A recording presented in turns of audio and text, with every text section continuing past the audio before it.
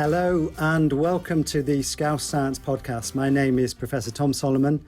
I'm here at the University of Liverpool where I'm Professor of Neurology and I'm the Director of the UK's Emerging Infections Research Unit. My guests today are Sharon Amesu and Dr. Dan Wootton. Do you want to say hello, guys? Hello. Hello, Uncle Tom. Hello, Sharon. Thanks for joining us. And it's great to see we've got some messages coming in from people from all over the place. My mum's made it again. Hi, Jenny. Thanks for joining. She's the number one fan. We know that Dan's friend Silky is there. Silky, the comedian. He's already sending in abuse. Exactly. Okay. Great. So, Scouse Science podcast. Why are we doing this? Well, we spend a lot of time talking about science. I've done quite a lot on the radio and television. It's usually quite short. You don't get very long. And we thought that it would be good to have a bit more time for discussion. So this is a bit more of a relaxed chat. And what we've decided to do each time is get together one of our leading scientists from the Northwest. And then also we want to talk a bit about the impact of this coronavirus pandemic on society. So we also have one of our famous faces, somebody who's out there doing other things. So I'll introduce today's guests properly. Last time I let the guests introduce themselves and they didn't really overdo it. They were very modest. They hardly said anything about themselves. So I've decided I should do it this time to make sure we get it right. So Sharon Amesu is a criminal barrister turned professional speaker. She was a founding fellow of the Society of Leadership Fellows at St. George's House, Windsor Castle. That sounds very posh. And also an honorary industry fellow of the University of Salford Business School, which doesn't sound quite so posh. She's chair of the Greater Manchester branch of the Institute of Directors, which is really why I wanted to get her involved here, because she really has an angle on what's happening out there in terms of business. And she was also recognised as Northern Power Woman of the Year 2020. That's quite an accolade, I think. One of, yeah. One of. So she's chair, as I said, of the Institute of Directors Northwest, the Manchester chair, and she has her own agency, SA Consulting, and she's passionate about helping organisations and leaders discuss issues around race and diversity, and also while supporting them through the challenges of the pandemic. So welcome, Sharon. Thank Wow, you. that was amazing. I think I might get my coat. Okay. Now, Dan Wootton is a doctor. Okay, so let's move on. No, Dan, I'll give Dan a little bit longer. I've known Dan a long time. He's a senior fellow in infection here at the University of Liverpool, an honorary consultant physician in respiratory medicine at one of the local hospitals. And he's worked in interesting places in the past as well. He spent some time on infectious diseases in Malawi, but he's been working on pneumonia, especially for the last 10 years. And he's right at the forefront of the hospital response to COVID-19 here in Liverpool. So welcome, both of you. And I thought I'd start with Dan, really just to tell us, how is it going? Well, it's okay, Tom. Thanks for asking. It's been a busy time. An emotional time, but yeah, it's okay. Things are starting to settle down in the hospital and the family are all hanging in there. So yes, not too bad. Thank you. Thanks. So you were telling us a bit about the hospital just before we came on air, and at one stage the hospitals were very busy in Liverpool. How are things at the moment? From a COVID point of view, much quieter. That is to say, we have very few COVID patients actually remaining in the hospital. That's not to say that there isn't a lot of activity. So there's a huge set of challenges now, of course, in terms of how we restart the normal activity of the hospital whilst maintaining vigilance in anticipation of next waves, etc. And also something that I'm going to be heavily involved in is how we follow up the 1,500 patients who've been through the two hospitals and make sure that they're recovering as we hope they ought to. So yes, still lots of challenges to come. And obviously, so things are a lot quieter than they were. We've had this situation in Leicester now where things have got busy again there. I don't know if you saw in the newspapers, I think there's been just 3 pubs have been closed somewhere down south following increased cases through those pubs. Do you think things are going to stay quiet, or what do you think is going to happen? I think that what we will see are lots of little sporadic episodes where we see increased number of cases. I mean, I hope that what we don't see is a nationwide increase of cases such that we need to lock the whole country down again. But I think I'd be very surprised if we don't see outbreaks that require increased measures in local areas. Quite when they will occur is difficult to predict. My nervousness really is about what happens this winter. I think that's going to be very challenging for the NHS in particular. So you're more worried about that far down the line. It sounds like you're not too worried about it at the moment. What about Sharon? What's been happening in Manchester in terms of this weekend? The pubs were open for the first time. Were you down there partying away in your local boozer? No. I resisted the urge, just about. No, I jest. I mean, of course, there are real issues. I think a lot of this is around confidence as well, that people are wary about congregating in spaces where they may be exposed. There are those who are at the other end of the extreme, of course, and we've seen that with some of the images online where people are not so cautious and are not so self-aware as to risk. And the concern that I have is that end of the population, as it were, who aren't conscious of the risk, who aren't conscious of the benefits perhaps of socially distancing themselves from other people, of using protective equipment, masks and the like.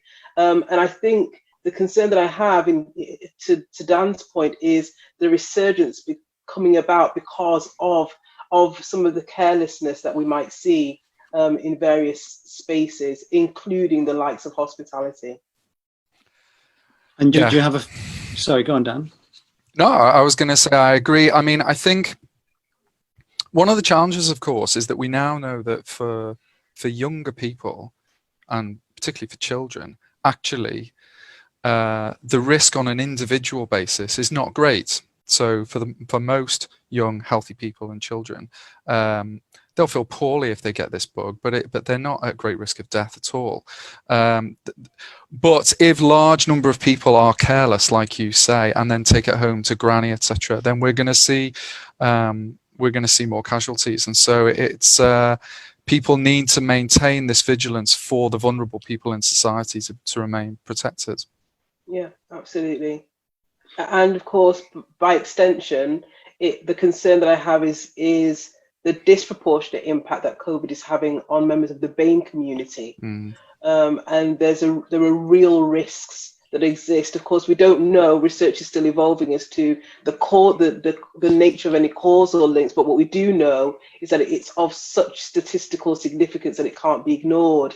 And so that wariness and that awareness that we need across society, for me, is particularly important because I can see who in the BAME community or how the BAME community are impacted by COVID.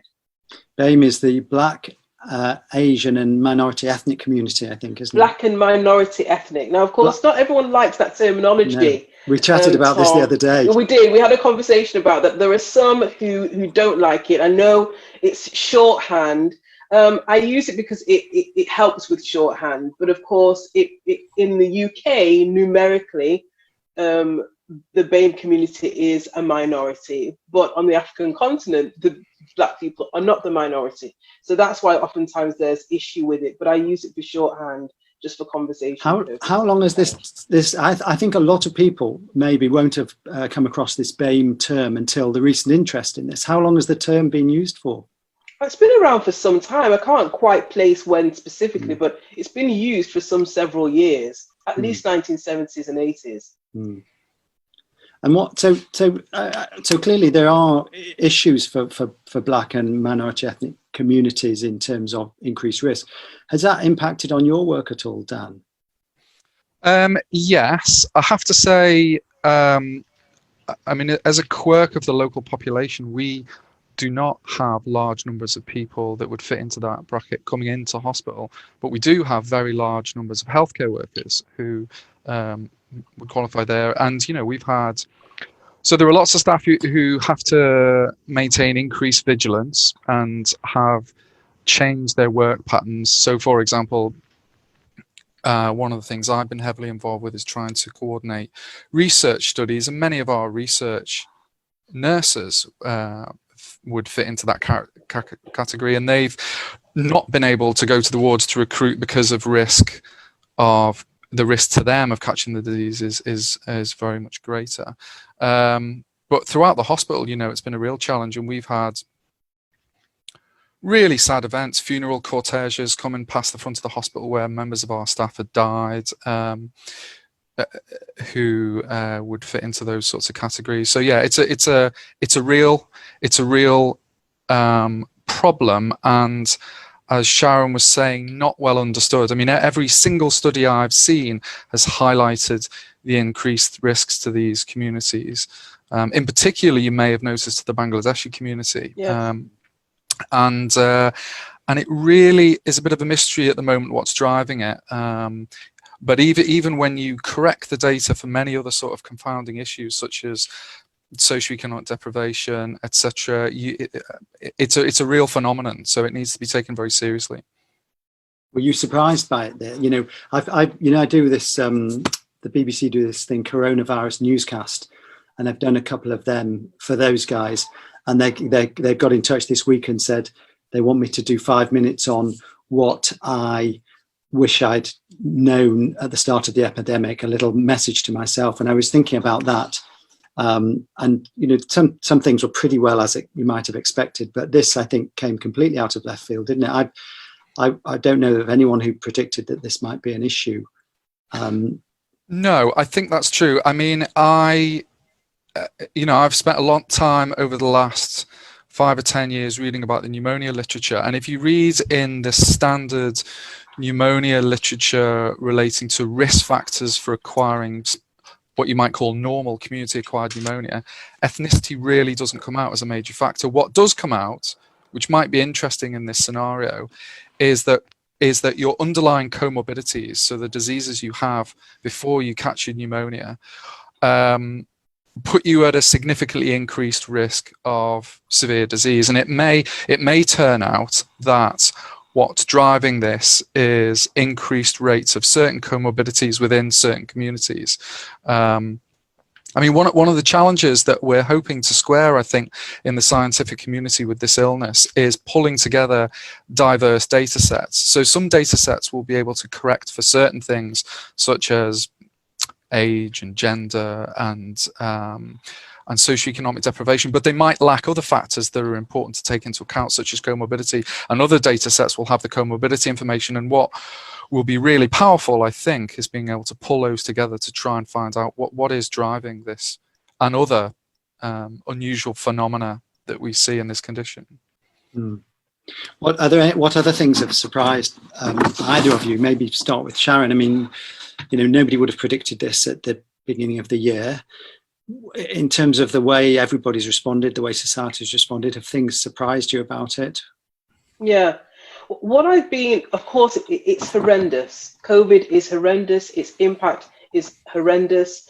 The actual impact is yet to evolve. Like, we really don't know what the full picture is of that. But what I've been immediately impressed by and buoyed by has been community spirit. Like, that's just been inspirational for me. And of course, we've been coexisting in microcosms now in our local communities in ways that we haven't done before. But we could have just stayed in our own little shells and our own little dark corners. But there's been a reaching out, there's been an engagement with local neighbours, there's been this charitable heart that's resurged in the community. And that was, for me, unpredictable. But then in a sense, actually, I feel that there's something about the UK that's within our DNA, that we respond to stuff as a collective when we're moved by stuff. But the way in which we're seeing that now has been deeply, deeply inspiring for me. And I see that, Tom, not simply in relation to COVID directly, but of course, during this lockdown period, we've had the resurgence of the Black Lives Matter movement and the marches that have taken place that would historically have been something that connected to a particular people group has touched the hearts of entirely different communities. And so it's been that the cross-racial coming together that has deeply moved me over this entire period. Because the Black Lives Matter marches, have had everyone out, I think, whereas previously Yeah. there would have just been mostly black people that were out. Mostly black people, absolutely. And And they've been, sorry, go ahead. would you have predicted, you know, we were in the middle of the pandemic and all of that. Who would have predicted that we'd have this great, you know, unleashing of effort and energy on something completely unrelated? Completely unpredictable. But I suspect, I'm sure that sociologists some years along the line, when they do their research and analysis, will retrospectively say, actually, it was the conditions that we were living in at the time that enabled this level of engagement and momentum. But it's been striking, absolutely striking. And that's been incredibly inspiring for me. And when you say that about conditions at the time, so I mean, some cynics have suggested, you know, if everyone hadn't been in lockdown, there wouldn't have been nearly the same interest. But people are in lockdown at home, got not much else to think about. And one, this is the issue that's you know, appealing to them, and then two, it's a chance to get out and go and have a march or a rally. What is that? A terribly cynical viewpoint, or do you think there's some truth in that? So there will be that, and I can understand the line of reasoning. I would say that certainly the fact that people have much more awareness, they're much more connected to social media than would otherwise be the case. They're watching the news because they're at home more than they would be if they were preoccupied at work. I've arrived at this conclusion, though, Tom, irrespective of the circumstances for how we came to this point. The fact is we have, and it is a point that can't simply be a window of conscience, that it has to become a door through which we all step through in order to create a watershed period in our history. And does it really feel to you like things really have changed this time, that things really will be different going forwards? I feel changing, like we haven't landed there yet, but certainly what I'm experiencing is something that I have never experienced in my entire career. And that is the open, collective engagement on this conversation of race. Like that, the way, the scale, the breadth and the width of the conversation that I'm witnessing now, not simply in the UK, but around the world. I have never witnessed it in my lifetime, just a few short years, of course, my lifetime. But I've never experienced it at all. And I feel that my sincere hope is that we have crossed a line beyond which we cannot return. And that is that this open dialogue and discourse will be something that leads to change, the change which has been long overdue. Let's pause for a moment. I said we would respond to some of the questions and queries that have come in. So let's do this. First this is from Dan. From Dan to you. It's not you, Dan, is it? Dan S004. To Dan, are you worried about winter just because the NHS has an increase in cases of other diseases such as normal flu in winter? And we'll go for quick question, quick answers, and then we'll try and get through quite a few of them. So I think, yes, I agree with that. I mean, what I'm nervous about is that if we have a resurgence of COVID at the same time as we have our annual epidemic of flu and RSV and other viruses, I think that's going to be really challenging. In a way, COVID came at a convenient sort of time from a diagnostics point of view, in that over April and May, we don't normally see large amounts of pneumonia, and so really there was only, if you came with a fever and cough and shortness of breath, there was only one diagnosis it was going to be. But in the winter, that's going to be much more challenging because it could be several different things all at once. So diagnostics will be difficult, and the hospital will be under huge pressure. Thank you. Sharon, somebody, actually it's Jenny Morris, my mother, wants clarification on the term. She's saying it's BAME. She just wants it spelled out again. Yes. Yeah. Yes, BAME, Black and Minority Ethnic. Thanks very much. Okay, and also here, maybe for you as well, Sharon, this is about places of worship, because I think you're a churchgoer. Yes, I am. Yeah. Yes. So this person is Susan O'Halloran, asking about advice on places of worship, people keen to go, but many congregations and clergy are elderly. Are you a church goer? Are you going at the moment, or what? How is that happening at the moment? No, we've been facilitating our services online, and that of course, well, it was something that we actually had as a part of our way of engaging members beforehand. Because of the size of the congregation, there were and the demographic, there were people who weren't able to actually attend services in person. So that was already in place. The infrastructure was already there to enable that to happen. It's incredibly difficult because, of course, the rules that have come in now, the guidance, as it were, is that you can assemble, but you can't sing.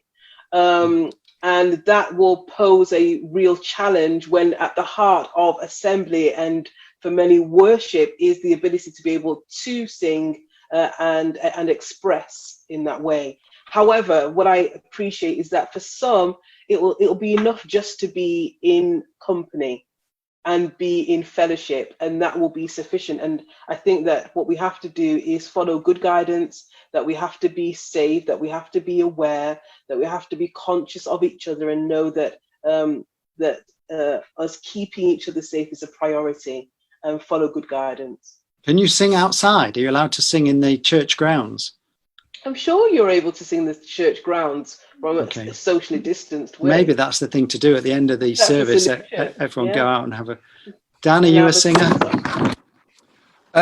You buy me a couple of drinks, I'll sing you a song. Yeah, but it's. Don't you sing on the terraces, Dan? We promised. We knew we should talk about football. I knew that this was going to come up at some stage. We might as well deal with it now. Sharon's looking very unhappy at this moment. We may lose her altogether. Dan, do you go along and sing on the terraces when I do. So I have a membership at Liverpool Football Club. So I probably make it to the match, I don't know, 5 or 6 times a year, and I sing. Yes. Yeah, and this year's been a good year at this end of the M62. Yeah, it's been a strong showing. Things are looking up, I believe, at your end. They are, but you know what? I said this to Dan in our previous conversations. I'm a lover of football, and what that thus enables me to do is celebrate achievement, irrespective of the team. And so, congratulations to you, sir. Enjoy it while it lasts. Bring it on. Now, I've got another question here. Actually, this one sort of follows on. It's about risks of being outside versus being inside. I think we've probably covered that, haven't we? I think most people know now the risks inside are worse because you're in an enclosed space. There's somebody called Tim Wilson who's sent in quite a few messages. Let's just pick up on some of these. He says the outbreak was very predictable, linked with environmental change, zoonoses. Zoonosis is infections that move from animals to humans. Respiratory viruses will be the norm unless we fundamentally change our ways. What do you think about that, Dan? Well, I don't think we're ever going to live in a world without respiratory viruses.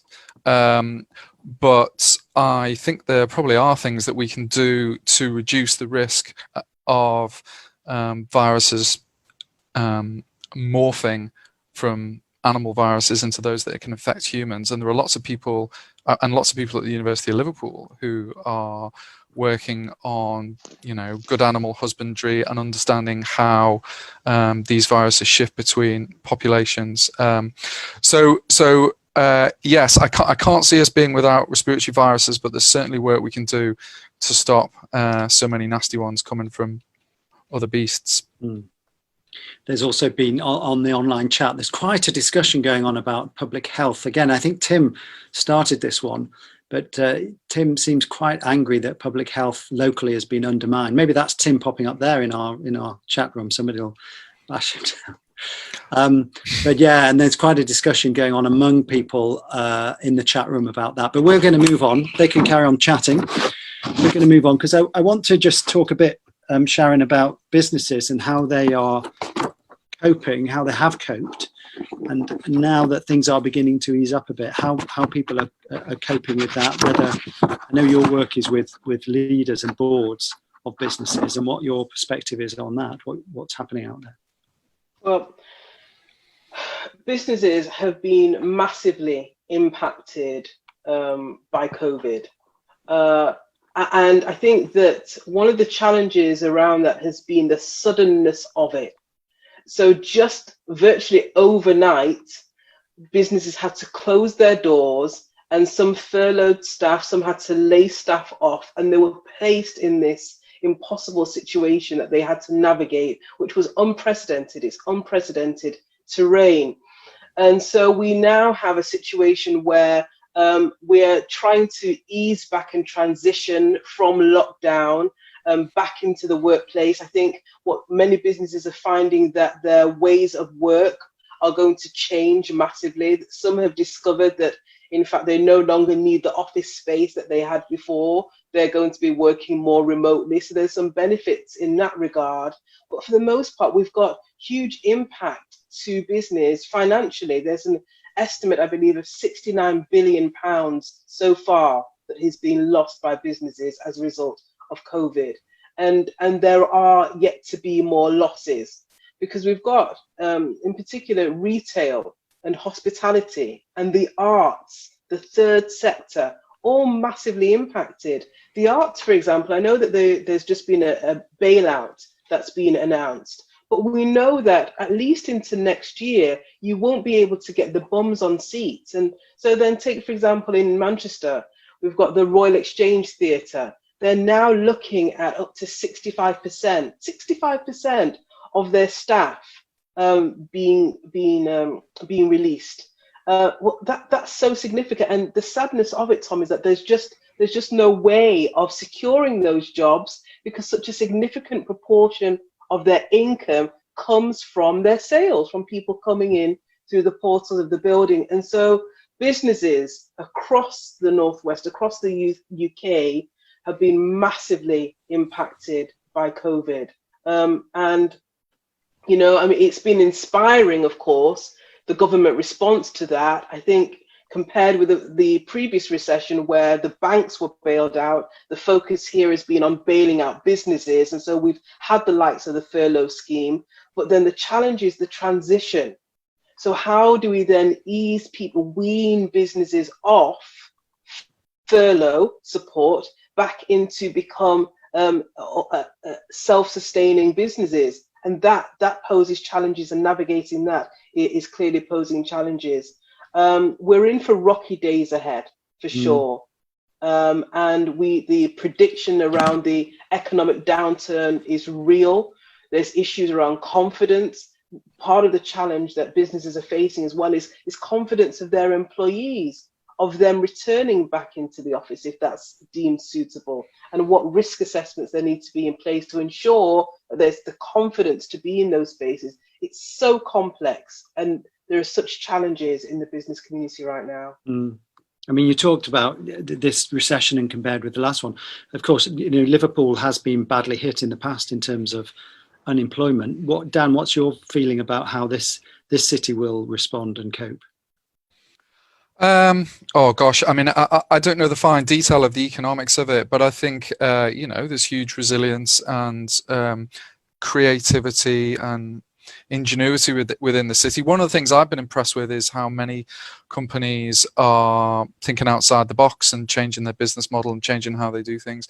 Even just the pub at the end of my road has turned itself into a very fine pale ale off license, and I think many businesses will look at their business model and think about how they can restructure. For example, here we are, you know, having the sort of conversation that would normally have taken place, I think, face to face within a studio or something. And I think a lot of businesses are going to find that they don't need expensive centre of town property anymore quite as much as they did to drag all their workers into. So I hope that Liverpool will dig deep and find ways of pulling itself around. It's done that in the past, but I'm sure it's going to be extremely difficult.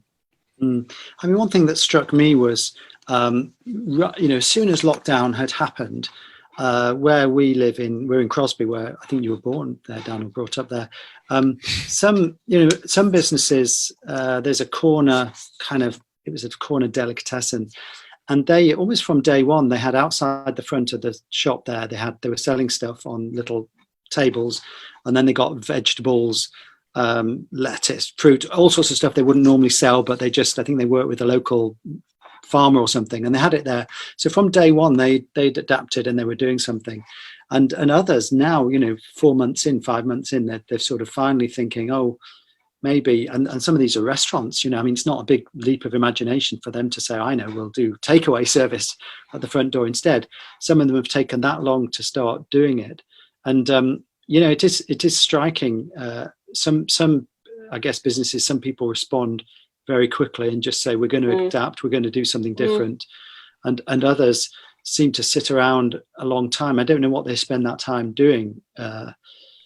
Easy, Tom. Am I being too harsh? Well, you're not a businessman. I'm not a businessman. I'm sure there are real. I've had a lot of business ideas since this pandemic started. I can tell you. I'm sure there are lots of things that we can't think of. But ingenuity is going to be really important, isn't it? And you're right. Some businesses were very rapid to respond to that. I'm sure will continue to be. But even those who start selling things outside the front door, I'm sure they've seen real decreases in their revenue compared to previously. Yeah. Absolutely. So there is that. There is, of course, the case for business agility and innovation. And the call for that will continue to be in existence. Like, we'll need to continue to have that sort of mindset ingrained within our cultures. But there are those organizations, such as what I've mentioned, for example, like a hotel. It doesn't matter how creative you're going to be. If people if they're not able to come through the doors, there's only so much revenue that you can generate from any one other type of activity. The arts, again, many of them have been incredibly creative. They've introduced online performances, for example, but then you just can't get the same level of revenue as you can with bums on seats. So there are some who, and of course what we have to bear in mind as well is that it was shocking, like to have a prediction that you've got this vision for your business in the next 2, 3, 5 years, and then suddenly, without any anticipation whatsoever, to be told you must close your doors and you have no form of income, to be able to pivot and respond to that will call on different levels of challenge and courage and response as it relates to different organizations. And so, yes, I understand your point, Tom, that some have responded, some had a more pivotable model, if such a word exists, and others less so. It was much more like the turning of a Titanic, which is perhaps not the right analogy, an ocean liner. Yeah, the Titanic's not a great one to mention. No, it's not at this moment. The problem, of course, for the arts is they can put their stuff online, and they are doing that in some really imaginative ways. But to generate income from that is hard, isn't it? Yes. No one's going to pay to see stuff. It's got to be free, and then the income comes from advertising around that. And to build up that kind of following takes a long time, doesn't it? Yeah. So are you charging people for your podcast today then, Tom? No. How's this working? It's free, but you should see how much we're getting from the advertising. I mean, the numbers are right. Yeah, we're making an absolute killing. Luckily, we're ploughing it all back into local charities, as you can imagine. Good. Should we take a few more questions from the discussion online, which has really got going? This Tim Wilson, whoever he is, and Anne-Marie. Anne-Marie used to work in public health, and Tim has opinions on it, and there's a great discussion going on there. But we'll move on from that because we've had quite a lot on that. A question from Philip and Helen about last night. Panorama highlighted the problems for cancer patients. I'd heard about this program, I didn't see it. Has the NHS focused too much on COVID-19? Dan, do you want to take that one? Wow, that's a biggie. I mean, I didn't see the program, but I'm well aware of the challenges for cancer patients. I mean, we have I'm a respiratory doctor, and so amongst my colleagues, we look after patients with lung cancer, and we have a huge amount of lung cancer in this city. And those services have undergone huge upheaval. We had to transfer our entire service to one of the other local hospitals here. And it's very difficult getting things back online because I mean, normally, even something simple like getting a CT scan, which would be a fairly straightforward procedure, has become a much more complex job now, because we have to ensure that the patient doesn't have COVID, and we have to clean the machine afterwards, and everything has become logistically very difficult. Do I think we focus too much on COVID? No, I think really difficult decisions have had to be made, but I think the potential threat to the hospital was real and severe, and I think we had to refocus activity. I suspect there will be lots of reviews post-COVID about how we could have done things better. I mean, I know at one point there were lots of discussions about setting up independent hospitals to deal specifically with cancer work, and I don't really think that came off quite as planned. And certainly it feels very uncomfortable in our city having a huge, nearly finished hospital. It would have been really good to have had that available, and so especially because they're all in the new hospital, which is just outside my window here and not quite finished. Every room is an individual room, which of course would have really helped reduce transmission within hospitals. It's 1:39, and we're told that 40 minutes is the perfect time for a podcast. So let me just there's just a couple of questions there that have come in that I do want to look at. We've had questions from Facebook as well. This one from David Kirkland is asking about breakdown of data for the BAME, and perhaps I'll modify this slightly. So clearly within the scientific community, people are talking about the BAME group, but obviously there's different ethnicities within that. And in fact, I have looked at some data that show, as we talked about earlier, groups are very different within that. But do you think society in general, Sharon, we've got this term BAME, so we're treating Black and minority ethnic as one group, but doesn't that really ignore the fact that there are lots of different groups within that with very different ethnicities? Well, it is shorthand, as I say, and I think there are contexts in which we use BAME as a shorthand in order to get to a desired result. But there are other conversations where we need to be much more nuanced. And so, for example, if we're talking about, let's take, for example, the Black Lives Matter movement, what key issues that we're addressing there are disproportionality and inequities in certain areas. So we're speaking to education, for example, healthcare, housing, the criminal justice system, employment opportunities, board level representation, specific Black issues that affect the Black community. You have to have a much more nuanced conversation.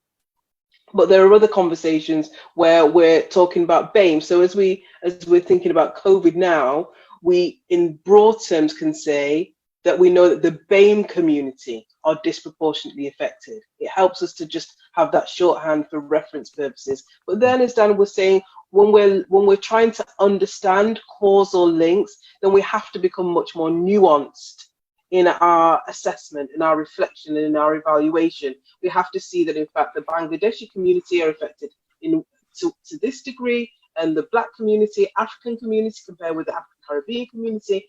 Because if we don't, then we'll come with a blanket response, which will be oversimplistic. Great. Thank you. I think we're going to stop there. It's been a great discussion. Thank you both for joining me. Thank you to all the audience for sending in their questions. Sorry we were not able to deal with all of them. If people want to, Sharon, to get in touch with you for your inputs to their companies, it's SA Consulting is your company, isn't it? That's correct. And it's www.sharonamesu.co.uk. Great. Dan, if people want to, do you have a big private practice for respiratory medicine? I suspect you probably don't as an academic. I don't, no. But if they want to get in touch with me, they know where A&E is. They just turn up in A&E. Is that what you're saying? And I'll have a good listen to their chest for them. Dan will listen to every chest that comes his way. We will be doing another Scouse Science podcast. If you signed up when you went on Eventbrite and said you were happy for the team to contact you, you'll hear about it. Otherwise, if you follow me on Twitter at RunningMadProf, you'll hear about it. I should also say to the guests, the listeners, we're looking for somebody to write a blog or an item about the podcasts we've done so far. So if anyone's interested in doing that, just send me a message on the twit and we'll pick it up from there. But for now, thank you all very much for joining us. Thank you.